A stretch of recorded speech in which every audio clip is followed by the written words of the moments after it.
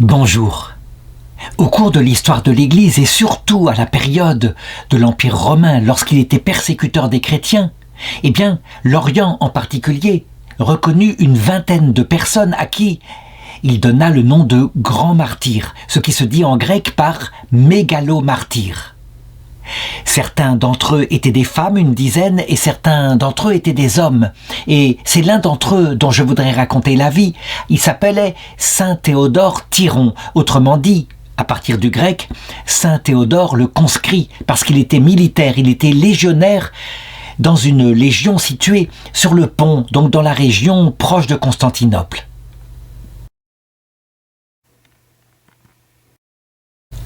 Il fut martyrisé le 17 février de l'année 306, donc juste au moment où les persécutions étaient en train de s'arrêter. Cependant, il faut que je mette le contexte.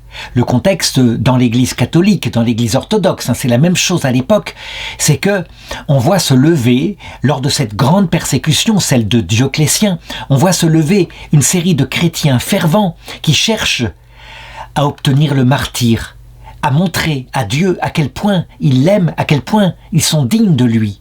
Je veux dire par là que dans leur obsession pour le martyre, il n'y a pas que l'humilité, l'amour de Dieu.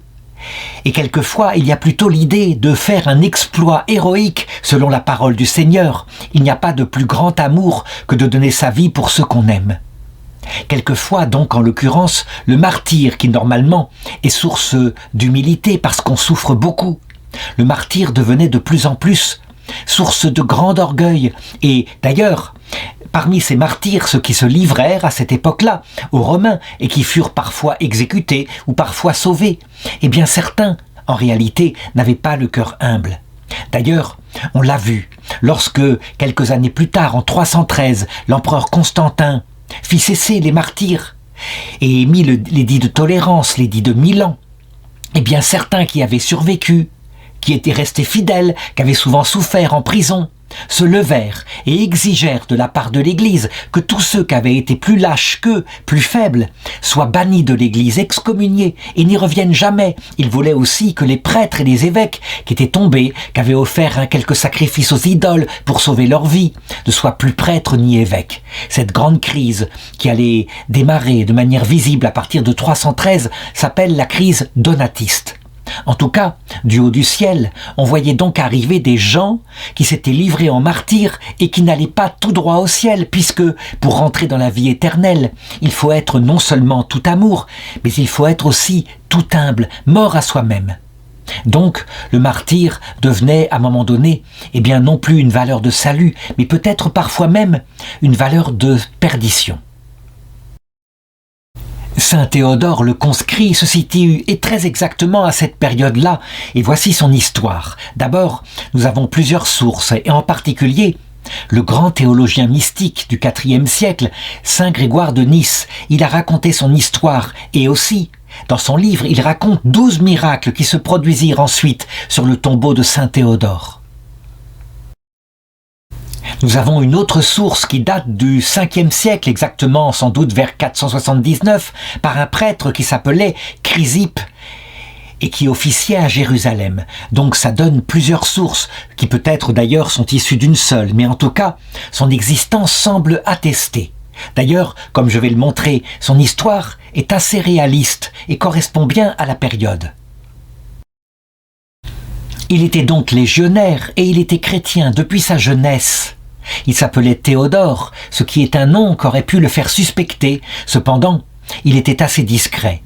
Il ne montrait pas sa foi, et pourtant dans les légions romaines, en particulier les légions qui étaient du côté de l'Empire romain d'Orient, il y avait de nombreux chrétiens qui quelquefois, lorsque l'édit de l'empereur Dioclétien ainsi que de l'empereur Maximin obligea tous les légionnaires à offrir un sacrifice aux idoles, quelquefois ils se révoltèrent courageusement et ils furent martyrisés cruellement.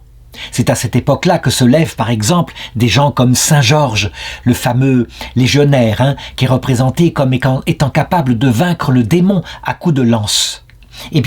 L'histoire de Théodore est un peu semblable. Lui ne cherchait pas à briller, à manifester sa foi. Il faut dire, et c'est raconté dans les actes de son martyre, il avait reçu le baptême, mais sans doute pas encore la confirmation, c'est-à-dire le sacrement qui fait de nous des adultes dans la foi, capables de témoigner, y compris par le sang. Toujours est-il que voici l'aventure qui lui arriva. Alors qu'il était stationné du côté du pont, donc pas loin de la ville de Constantinople, il apprit que les habitants de la région étaient terrorisés par une redoutable bête qui se cachait dans la forêt, mais qui quelquefois attaquait des gens solitaires et les emportait. Cette bête est décrite dans les actes de son martyre comme un dragon caché. Il faut savoir que les légendes du dragon probablement se sont répandues dans le monde entier parce qu'on a trouvé parfois, effectivement, des squelettes d'animaux géants qu'on ne savait pas ayant vécu il y a très longtemps. Nous savons que ce sont les dinosaures. Qu'était cette bête en réalité? Probablement plutôt un lion ou alors un loup féroce. Toujours est-il que, apprenant la détresse des gens, il n'hésita pas, il prit ses armes, il se revêtit de sa cuirasse et il s'enfonça dans la forêt. Et c'est là qu'il rencontra, auprès d'un village, une seule jeune femme qui était chrétienne, qui était restée courageusement et qui s'appelait Eusébie, tandis que tous les autres habitants avaient fui. Il lui demanda donc où était le repère de cet animal féroce, et elle lui indiqua la direction. Il y alla donc, et il tomba sur la bête. Il fut attaqué par elle, mais courageusement, et d'un seul coup de lance, il l'abattit. Et ceci lui donna une espèce de courage. Il prit ceci d'ailleurs comme un signe de Dieu, en se disant « J'ai été capable de vaincre un dragon matériel. Alors pourquoi maintenant est-ce que je ne serais pas courageux, capable d'affronter les dragons spirituels ?» Et le plus grand dragon qui l'empêchait, c'était justement sa grande timidité et peut-être sa peur du martyre. Or, il voyait bien qu'à cette époque-là, des gens bien plus courageux que lui, et quelquefois des camarades légionnaires, n'avaient pas hésité à se livrer courageusement aux autorités militaires, avaient cruellement été abattus, mais étaient partis dans l'autre monde en regardant en face leur bourreau. Et donc il se dit, cet honneur doit pouvoir m'être aussi attribué. On le voit, j'ai dit que le récit était cohérent, parce que, évidemment, nous sommes bien au cœur de ce qui va donner plus tard la crise donatiste. Les conseils des évêques n'étaient pas de se livrer volontairement aux Romains pour être martyrisés. Ils appelaient ça la tentation de Dieu. Ça veut dire qu'on comptait sur ses propres forces et on comptait prouver à Dieu à quel point on lui était fidèle. Mais sans la force de Dieu, sans l'aide de la grâce, qui peut être fidèle, surtout dans les grandes tortures que souvent étaient appliquées à ceux qui étaient chrétiens? Les évêques donc unanimement conseillaient, lorsqu'il y avait des persécutions, de se cacher, de s'enfuir, de se retirer dans la forêt s'il le fallait, et ainsi d'attendre que le temps passe, que la persécution s'arrête. Et puis, si par contre on était arrêté, interrogé, qu'on voulait nous forcer à sacrifier aux idoles, là, il ne fallait pas mentir, proclamer sa foi et être prêt au martyre. C'était la bonne attitude, mais bien évidemment, il faut savoir, il y eut des gens qui eurent ce courage, mais beaucoup, au contraire, inventèrent toutes sortes de ruses. Il y eut même des évêques capables, avec de l'argent, de se payer un faux certificat de sacrifice pour faire croire qu'ils n'étaient pas chrétiens et pour sauver leur vie. À un moment donné, lorsque les décrets de l'empereur Dioclétien disaient que tous les livres saints devaient être livrés, certains livraient les livres saints sans problème pour sauver leur vie, et d'autres au contraire rusaient et livraient des livres hérétiques. Et ils cachaient les livres saints. Bref, il y eut toutes sortes d'attitudes. L'être humain est comme cela. Il n'y a pas que des gens héroïques. Eh bien, lui était bien décidé maintenant à affronter le martyre par amour pour le Seigneur. Pourtant, comme on peut le voir, il ne se livra pas d'un seul coup. Non, il était devenu fort courageux, et voilà ce qu'il se passa. Le commandant de la troupe avait ordonné que tous les soldats devaient se réunir sur la place d'armes pour offrir un sacrifice au dieu de l'Empire. Tous étaient convoqués, et donc lui, faisant partie d'une dizaine, fut repéré très vite par son disonnier. Il n'était pas présent, il était resté dans sa tente. Comme les dizaines devaient se compter, et donc il manquait un homme, alors on l'envoya chercher. On voulut le sortir de la tente, il devait se présenter, c'était obligatoire, d'après les décrets de l'empereur Maximin. Et lui, alors, il sut qu'il ne pouvait plus se cacher plus longtemps, et il le dit, « Je ne viendrai pas, je suis chrétien, c'est le Christ seul que j'adore, c'est lui le roi que je sers, c'est lui seul à qui je veux offrir un sacrifice. »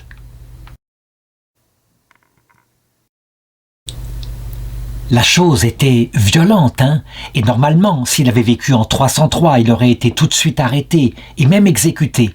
Mais nous étions en 306, et donc manifestement, la persécution s'était un peu ralentie. Toujours est-il que, on passa outre, manifestement, et donc, le martyr semblait lui échapper. Cependant, le zèle était très grand en lui, et je dirais pris d'un amour pour Dieu, et puis, sans doute, peut-être, du feu qui prend les néophytes, ceux qui ont changé de vie, il prit une résolution. Il avait entendu parler que, un peu plus loin, dans un temple qui était dédié à la déesse Rhea, qu'on appelait aussi la mère des dieux, il devait s'offrir une grande fête et un sacrifice. Et donc, quand la nuit fut tombée, il sortit de sa tente et il se rendit là où était le temple. Il pensait ne pas être repéré, mais quand il mit le feu au temple pour détruire l'idole, le gardien qui était là réussit à le capturer et à le livrer au gouverneur qui s'appelait Publius. Il y eut une grande agitation dans la ville qui s'appelait Euchéta, et vraiment, on avait ici quelqu'un qui avait commis un sacrilège et en plus un légionnaire de la caserne à côté. Donc, c'était véritablement un scandale dans toute la ville. Il faut dire qu'à cette époque-là, en 306, les déesses grecques recevaient encore, de par le peuple, un grand culte. Les nobles, quant à eux, n'y croyaient plus. Depuis longtemps, ils avaient été influencés par la philosophie grecque et ils savaient que c'était de la mythologie. Mais le peuple avait encore une grande ferveur, priait les idoles en particulier pour obtenir des guérisons. La question qui se pose maintenant, c'est est-ce que l'acte de saint Théodore Tyron, est-ce que cet acte était judicieux?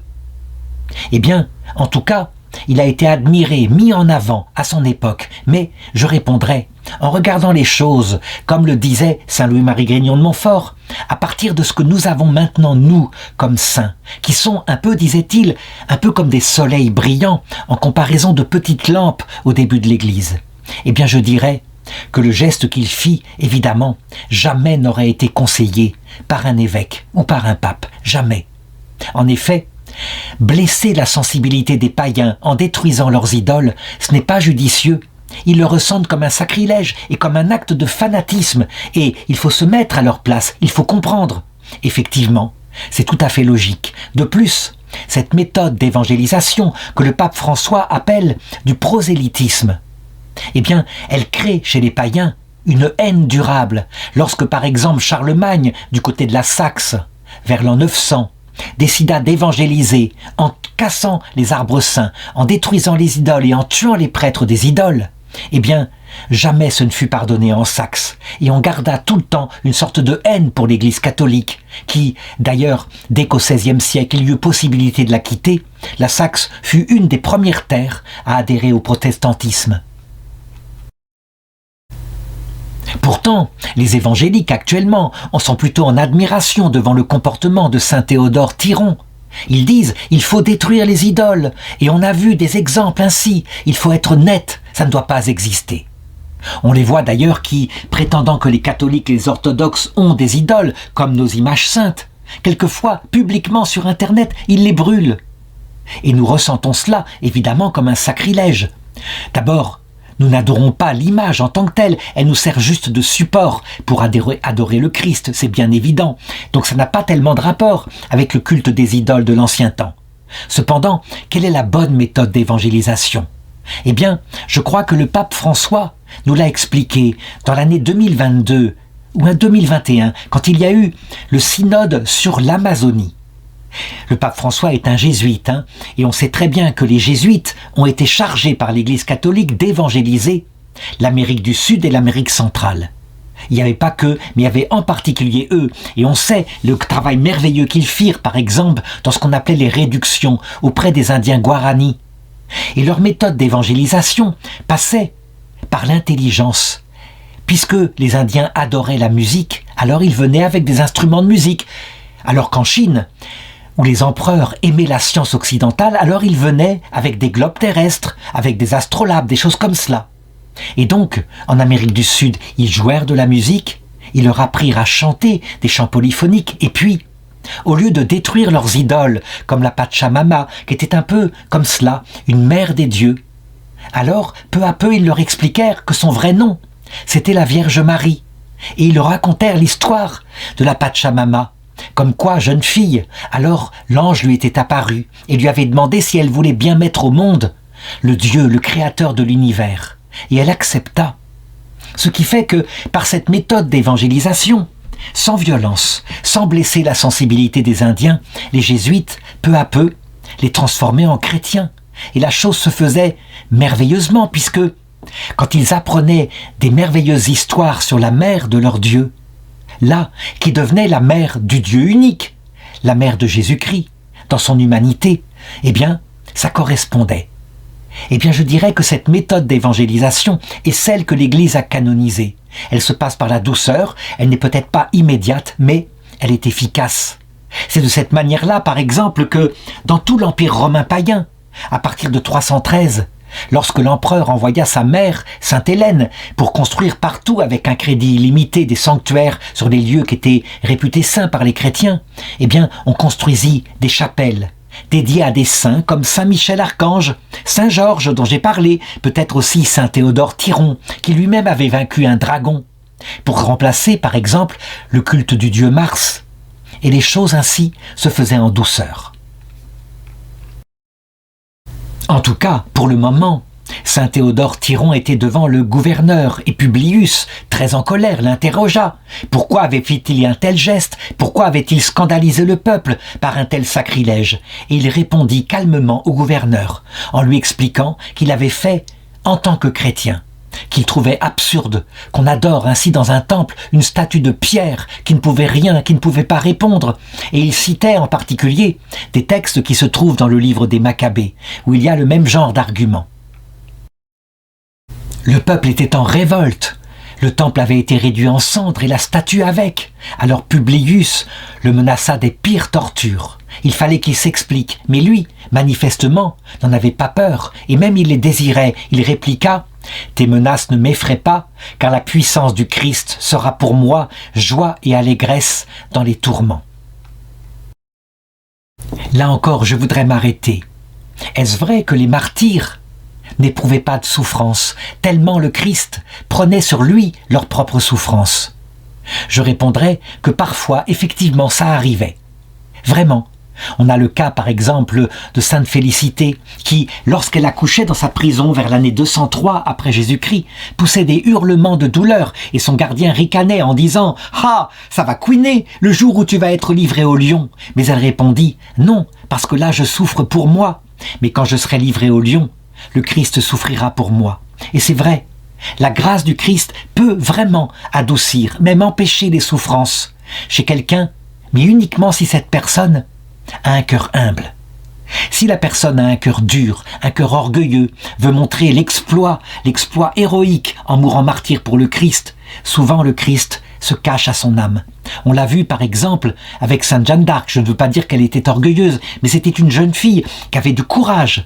Or, pour rentrer dans la vie éternelle, il faut être tout petit, tout humble. Et qu'est-ce que firent donc les voix qui lui étaient apparues? Sainte Catherine d'Alexandrie, Sainte Marguerite d'Antioche.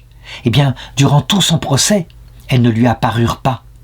Et donc, elle vécut dans l'angoisse ce procès, dans la souffrance. Et même à un moment donné, elle finit par signer un acte où elle se soumettait à son juge, dont elle savait pourtant qu'il était indigne, il voulait sa mort, l'évêque Pierre Cochon. Mais de cette façon-là, ayant quelque peu renié, pas vraiment renié, mais quelque peu, elle avait développé un cœur modeste. Elle ne se trouvait plus forte comme les autres. Elle était modeste devant Dieu. Puis, elle apprit, par sa propre exécution au bûcher, l'humilité. Et on raconte que quand elle fut conduite au bûcher, elle criait vers Jésus avec une voix si implorante que les gens, ça leur arrachait des larmes. Oui, elle est allée droit au ciel. Elle avait découvert ce qu'était avoir un cœur tout humble. Eh bien, lui, en ce qui concerne Saint Théodore Tyron, on peut le dire au début, il manifestait du courage. Mais, clairement, il n'était pas prêt. Donc il fut jeté en prison par le gouverneur et il fut laissé sans nourriture. Et c'est là qu'on peut imaginer que probablement par une décision des anges, il passa par les nuits intérieures. Ça veut dire que, alors qu'il avait été très fort en se montrant debout et en faisant son acte de destruction du temple païen, là maintenant, il n'y avait plus que l'angoisse qui remontait, un peu comme le Christ au jardin des Oliviers. Et donc, il passa par de grandes souffrances, et son cœur, du coup, devint plus humble. Les souffrances étaient probablement si fortes que, on dit que pendant la nuit, le Seigneur vint le consoler à un moment donné, lui redonna courage, lui envoya en particulier un ange, exactement comme le Christ, dans sa grande détresse. Un ange avait été envoyé par le Père au jardin des Oliviers pour le fortifier. Et donc, cette présence d'ange lui redonna courage et il se mit à chanter des hymnes chrétiens, au point d'ailleurs que les geôliers, qui l'entendaient de loin, pensaient qu'il n'était pas tout seul dans sa cellule. En réalité, il était seul, mais il était entouré de présences invisibles. Quand, plus tard, on voulut lui apporter un peu de pain, un peu d'eau, eh bien, il semblait totalement remonté. Il n'en voulut pas, en disant « J'ai une autre nourriture qui m'a été donnée par le Seigneur ». Et là, on peut penser effectivement que la grâce de Dieu vint à son aide, ne l'abandonna pas. Sans doute parce que, peut-être, ayant touché sa propre misère par quelque temps d'angoisse, et ça peut être rapide, alors il savait qu'il était faible, qu'il ne pouvait rien faire sans l'aide de Dieu. Le lendemain, on le présenta de nouveau devant le gouverneur qui était prêt à passer sur son geste, éventuellement à ce qu'il soit flagellé, et peut-être à le remettre à sa légion. Mais quand on lui proposa de faire un sacrifice aux idoles pour montrer sa bonne volonté, eh bien, il se contenta d'un rire en disant « Mais jamais je ne ferai une chose comme cela ». On le voit, il avait retrouvé tout son courage.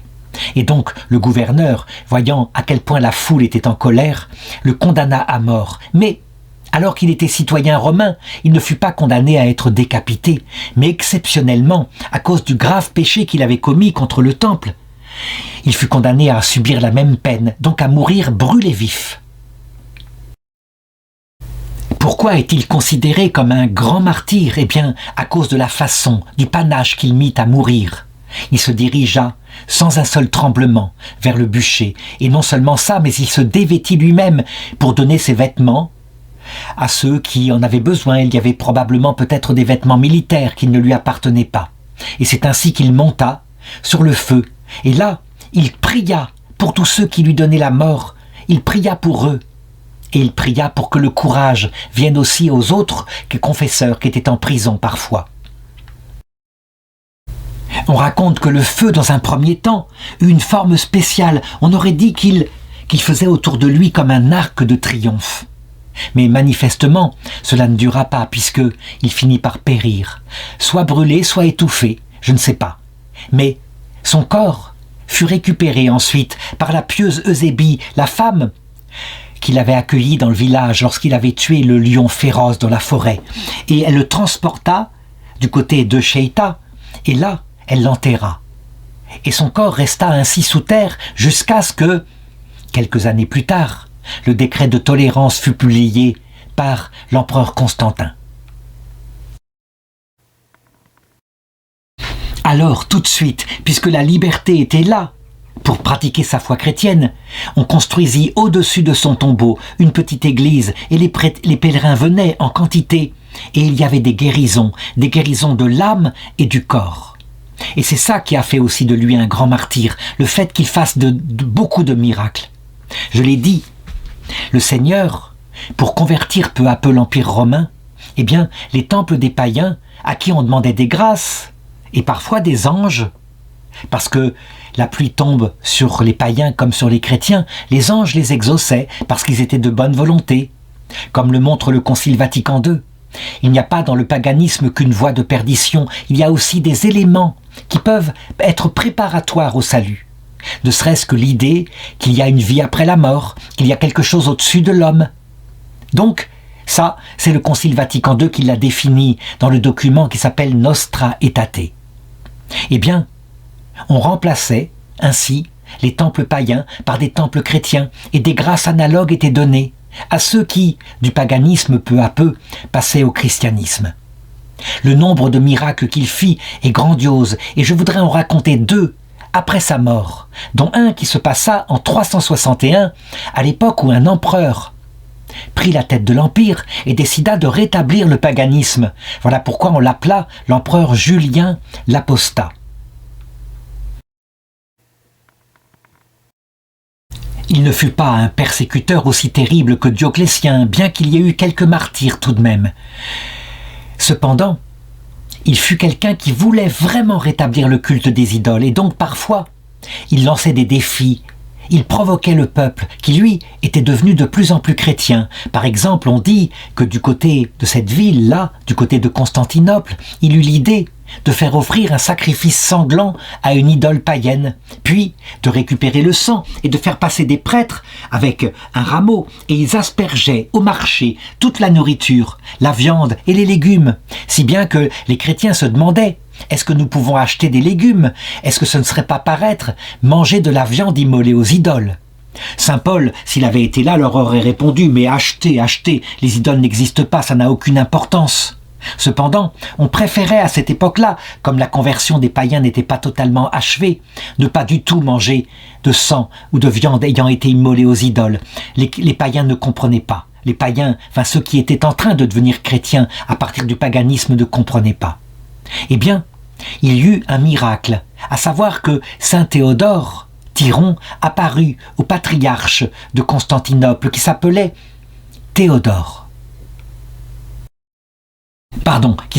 Eudoxe, et c'est vrai qu'il fut patriarche entre 360 et 364, et il lui indiqua comment déjouer la machination de l'empereur Julien l'Apostat.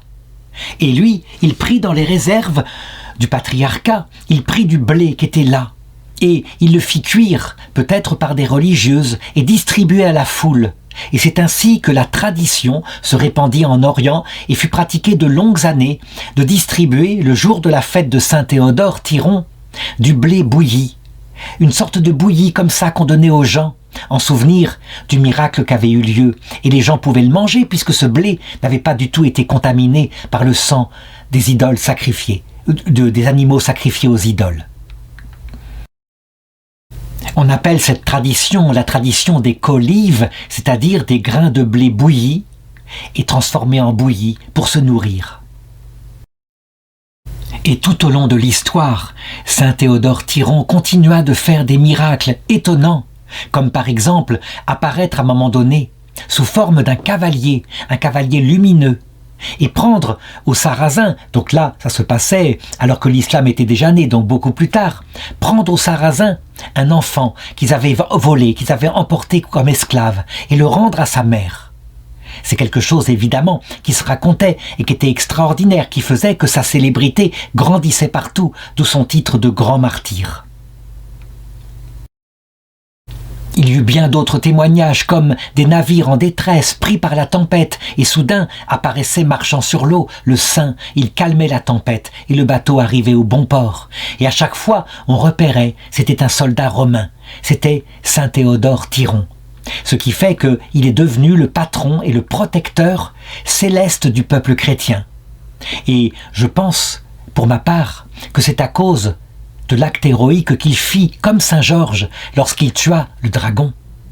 À savoir que saint Michel Archange, qui est celui qui tue en nous le dragon spirituel, qui nous délivre du dragon, le démon qui nous attaque, et bien peu à peu, il laisse la place à des saints de cet acabit, des saints qui ont montré une particulièrement grande force, et ces saints le remplacent auprès de nous. C'est ainsi que peu à peu, les hommes et les saints prennent la place des anges et deviennent un peu nos anges gardiens, mais pas seulement les saints canonisés comme lui. Parfois, ça peut être notre grand-mère, notre grand-père, qui est chargé de nous conduire vers la vie éternelle.